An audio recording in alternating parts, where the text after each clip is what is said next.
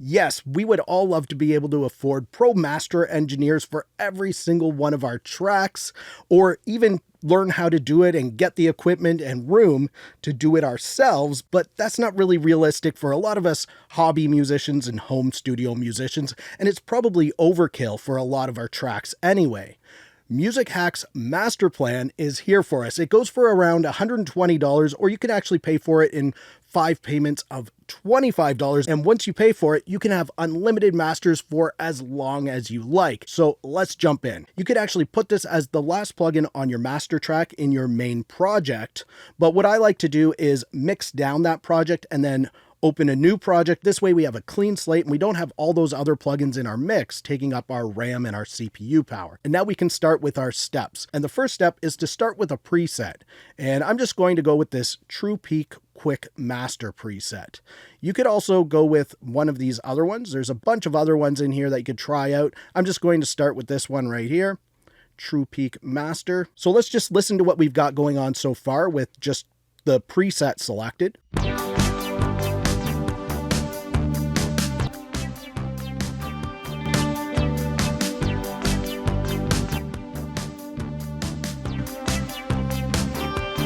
And once you have your preset selected, we can move on to step 2, which is setting our loudness. Now, the way we do that is to go to the loudest part of our song, or it helps if we go to that anyway. You can do it at any part of your song.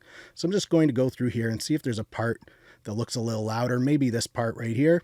It's a new day. Yeah, that looks a little bit louder. So we go there and then we just adjust this loudness meter, and we want to adjust it so the numbers that are down here either stay in the white like this or start to go into the green. We don't want them to go in the red. So let's just check out how that looks. It's a new day.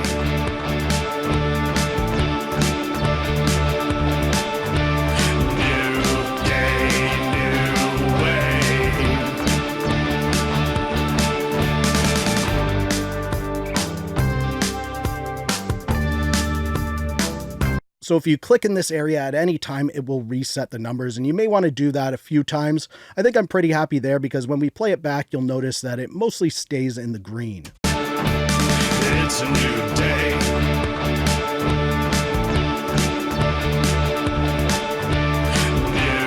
day, new way. All right, it does go into the yellow a little bit, so I'm going to dial it back just a tiny bit. And what these different numbers mean, you have LUFS I and LUFS S. LUFS I is the average loudness since your last reset. So since the last time you click there, that's going to show you the average loudness then. LUFS S is going to show you the average loudness for the last 3 seconds. So that's the difference between these two. And then once you have your loudness set, you can move on to step 3, which is adjusting the tone. And you may just want to start with adjusting your lows and highs here. So let's just listen back, and I'm going to play around with these. It's a new day.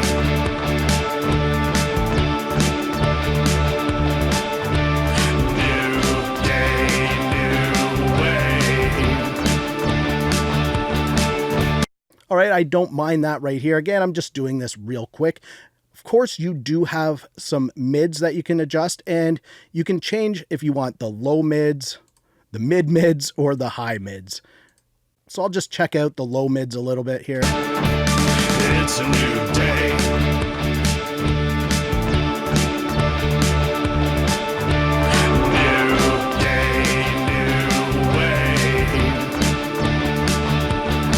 All right, that's all right. And you'll notice that there's different colors lighting up while I'm playing back. That has nothing to do with the loudness or anything like that. It's just sort of a style. And you can change the style of the LEDs in here. So you have color mode, cycle, and there's different modes in there. And really, it shouldn't take you too long to set up your tone in here. If you're finding that you have to do some major increases or decreases with any of these, then you might want to go back into your mix and do some adjustments there before you go to Master Plan. But that's up to you and your workflow. But once you have your tone set, we're ready for the next step, which is the wideness. And with this wide control here, we can control the width or the space of our track. And you can see it's already set at something with that quick master. So if you listen and you like what you hear, it's a new day. You can just leave it at that, or you can start to increase or decrease it as needed. If you go a little too far with this, you're going to start to notice that your song sounds washed out. So you'll want to dial it back once you start hearing that washed out sound. So you just play your song back. It's a new day.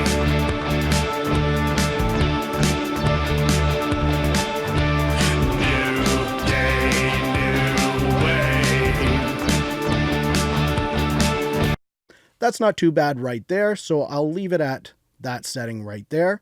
And if at any point while you're doing this, you kind of want to hear on and off, or what you've got set up on and off so far, we can click on Unity, and this is going to bring the level down to what the original audio is. So that way, when we bypass, you're just going to hear whatever changes you're making, and you're not hearing that change in loudness. So it's going to sound the same level as the original, and you can hear all the tone stuff that you're doing. So let's just check that out quick. It's a new day.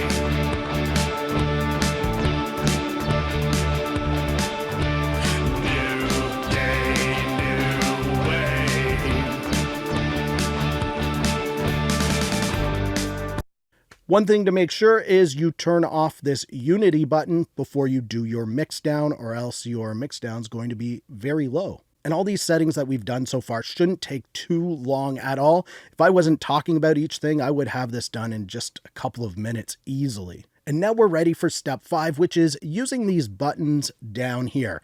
This step can be completely optional. If you're liking the way that your master sounds so far without any of this stuff being changed, then just go ahead and mix down your track. But let's have a look at what this stuff does, because you may want to use it. So we'll start with calm. And if you start to notice you're having a lot of high frequency buildup in there, stuff's getting a little too harsh, you can turn on calm, and you'll know it's on because it kind of looks like there's a light on behind it. And then you can adjust it with this fader here. So let's just listen to that. It's a new day.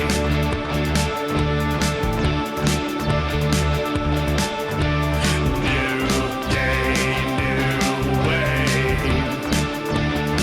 There's also a ×2 button. So if you have a lot of those high frequencies building up, you may want to enable that ×2 button. Next, we'll look at the clean button. So if calm is for the high frequencies, clean is for your more low mids and muddier frequencies. So if you need to clean up some of those low mids even further, you might want to enable clean, and that's going to take care of that. So let's just listen to what we got going on. It's a new day.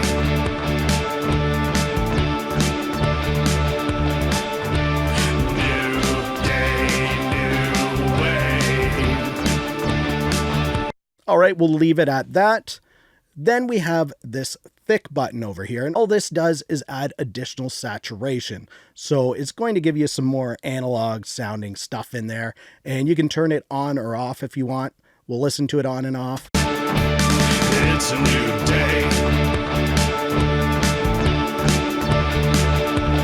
Yeah, you can hear it adds a little more weight to the track, thickens it up, and that's what the analog saturation does. So you can add a little bit of this or a lot of it if you want.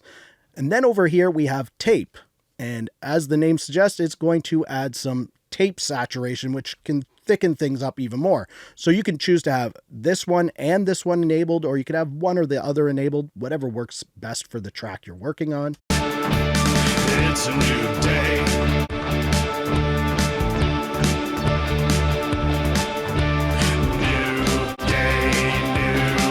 And you'll notice that tape actually affects the tone a little more than thick does. Be mindful of that. A lot of people do like the tone of tape, so you may want to put that on every track and maybe just have it on just a little or a lot, whatever your preference is. So let's listen to what we've got going on so far. It's a new day.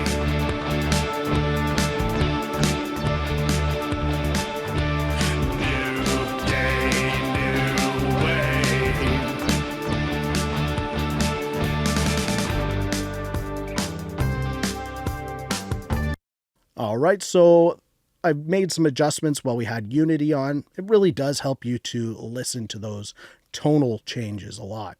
So we'll turn that off now. And really this thing is almost done, but you'll also notice that we have a multiband compressor in here. So you have low, mids, and highs that you can target with a compressor. If you need to do that, you can enable that and adjust these in here. Or you have this smooth button, which is going to be more like your console compressor. So it's a very subtle compression, maybe like an SSL console compressor. So we'll just enable that and disable it. It's a new day.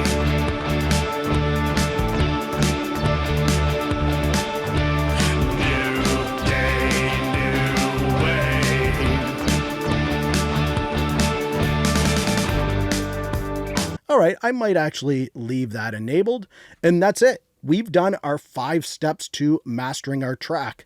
Again, we'll listen to it on and off. It's a new day.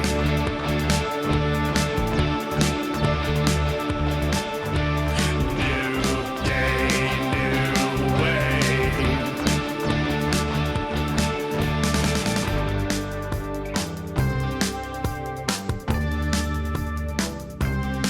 And mastering isn't intended to do big major changes to your song. It's just going to take your mix and then enhance whatever you've started with. Or that's the idea with mastering anyway. So now let's say we like everything that we've got going on with this master so far, but we want to check out how it might translate across different stereo systems, or just at least not on our computer through our headphones or through your monitors. And I do recommend mastering through your monitors when you can. But let's just check out some options that are available to us in Master Plan for seeing how our song might translate across different systems. So over here, we have some filter options. And the first one here is dim, and that's going to lower the mix by 6 decibels, and it's going to remove the limiter. So if you want to hear what your song sounds like that way, you can do that with dim. It's a new day. Then the next one here is pretty self-explanatory. It's mono. So if you want to hear how your mix sounds in mono, then let's enable that. It's a new day.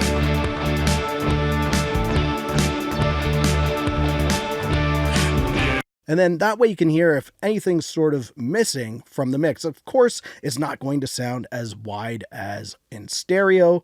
So that's mono. And then we go here to band, and this is a band pass filter to help you hear what's going on in your mid-range. So we can listen back to our mid-range. It's a new day. So that's your band. Then the next thing here is phone. How's it going to sound when played through your little phone speakers? Let's hear. It's a new day.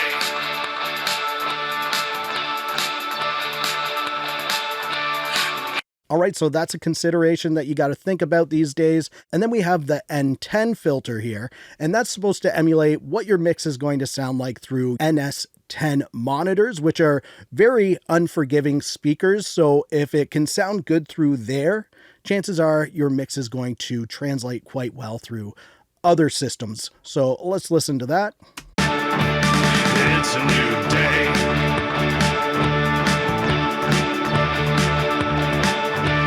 New day, new way.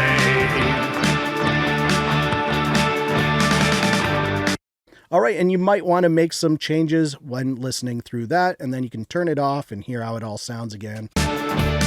It's a new day.